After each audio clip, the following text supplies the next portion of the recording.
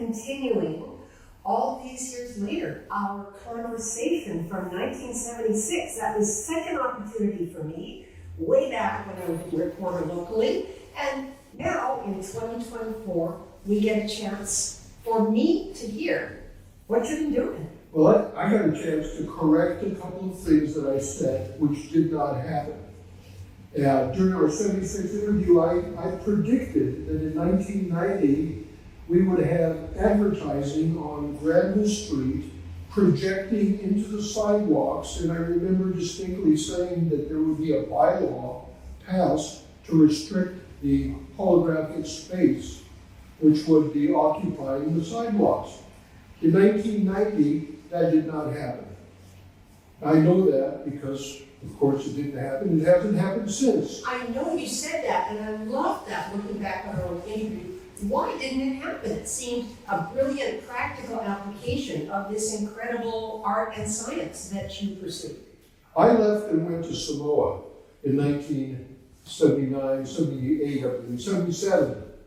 And I stopped making holograms, and that's one of the reasons why it didn't happen. Besides, other people didn't have that interest. One of the reasons it didn't happen. The other thing that didn't happen was that I was talking about Chandler memorials, and these are the people that built headstones. And I said that the faces would be projecting out of this headstone. Remember that one? I certainly do, and we were all a little freaked out at the idea, but also intrigued. I thought it was a great idea. Did it happen? No. There hasn't been any graveyard installation, no memorials with holographic portraits projecting out from memorial headstones ever since that time. Why didn't that happen? Well, I can't answer that either because I wasn't involved, and frankly, those are two predictions that did not happen. But you deal in alchemy, which is this fascinating mix of the physical and the psychological or the mind. Do you think it could have been a physical reason? Maybe technically it's too difficult to create those gravestones on a mass level, or is it psychological that people were a little uncertain about seeing their loved ones popping out of the headstones? I can't comment about the psychology of that, but I can comment on the culture. But I can say that culturally, holography did not grab the culture at large to become a mass entertainment medium, for example, projections into Granville Street. Technically, it could have been done. It would have been very expensive, but what happened, of course, in the late 70s was that we moved in the 80s to digital, and that took over everything. In fact, this catalog that documents the show in 2024 talks about, and Felix Rapp's essay talks about that cultural bias towards digital imaging. I think Catherine McTavish also comments on that. That we became fascinated with the personal computer and all the narcissism that comes with the platforms that we deal with today, Facebook, Instagram, etc. They became the cultural interest. So holography dropped off because it was, number one, difficult to make, expensive to make, but on the other hand, it didn't catch on culturally. And I don't mind because I kept doing it in the 80s and 90s, as you know, and we are now in 2024. I think that the purpose of the show was to stimulate interest in a new generation. This is what I'm paraphrasing Felix Rapp's interest, but that's really why this show was created, to address the current group of image makers and say, look at this from 50 years ago. Are you interested? Yeah. Does this turn you on? Will you be interested in making more of this? And what I got from last night's opening was yes. There's a number of people that will constitute a new generation. Right? So I wanted you to talk a little about the future, and you're doing that now. Say more about that. People, there is an interest, there is a space for an interest. Yes, but the interest is going to be their interest. We will not be dictating what that future is going to be. They will dictate what it is because every new generation image maker determines the terms under which they will create the future.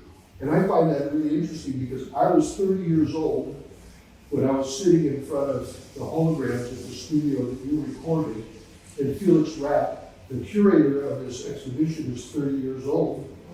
And there's one of the writers who's 23 years old who will be interested in making holograms. So what are they going to do with it? Well, they can decide what to do with it. If you ask me what I would be doing for future holography, I would throw out a phrase called quantum holography. And everybody can, what the hell is that? Well, you can look it up. I mean, we live in a world today that you can look up any phrase. You can go on the internet right now and look up quantum holography. What is it? And they'll tell you, technically, that this is now the product of quantum physics, okay? The quantum physics is developed to the point of quantum computing, and quantum holography is not just a theory, but a practical, possible application.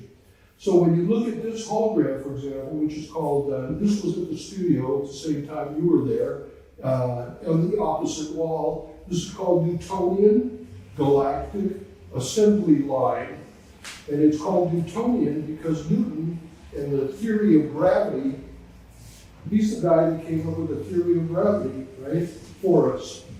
Okay, and the theory of gravity, according to Newton, is based on a mechanistic world view of the universe. Everything was like a gear, everything was like a clockwork, it had purpose, it had structure, it was cause and effect, forces worked on each other, and gravity was one of the most minor forces, but it turns out to be a very major force for cosmology because planets are formed by gravitational attraction.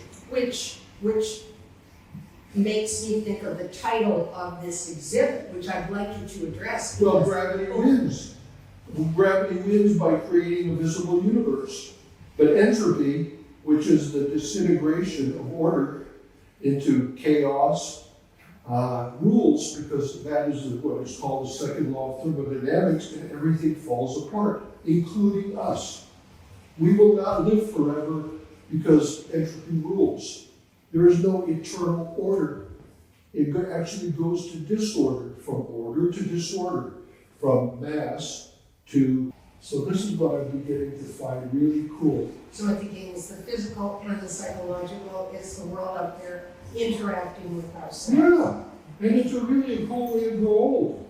I gotta recommend it for some of the younger people. When you grow older, you will hope that you can grow older in a humble and a humorous way and not take yourself so seriously that it's your legacy, right, that you're worried about. I can really use that, and so can a lot of people. Well, I could use it too because I've had to swallow my false predictions.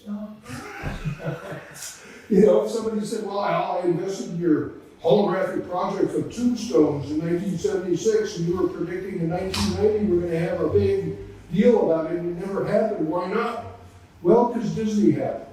Disney created a haunted house full of illusions that took away some of the magic from holography and turned it into parlor trickery. You know, but that's okay, that's part of it. You know, where did we get our sense of amazement? Except for, you know, magic. I mean, I'm a magic audience freak. You know, I love magic shows because they really stimulate me, the whole question of how is it done and what is this? Is it possible? Is it real? You know, that kind of stuff. So that's what you got going in me in 1976. You recorded it. Well, that's very nice, but it was your work that has laid the foundation for all of the thinking and the critiquing and the inventing and all of the work that you've done over the decades. Eleanor, you were the only person I recall that ever brought a crew and did an interview with me underneath the Granville Street Bridge in 1923 Granville. Remember that interview? You were sitting there, I was sitting there. We had the holograms up on the wall. I was going off on the things, but you, for some reason, decided to do this and put it on air. And then you sent me a video copy of it. Years later. Decades later. And you know what? It ties right into what we're sitting in right now. Yeah. And I'm so delighted to see you. And I understand you've had an illustrious career, you've been writing books, and you've gone on in life and all that stuff, but you're here.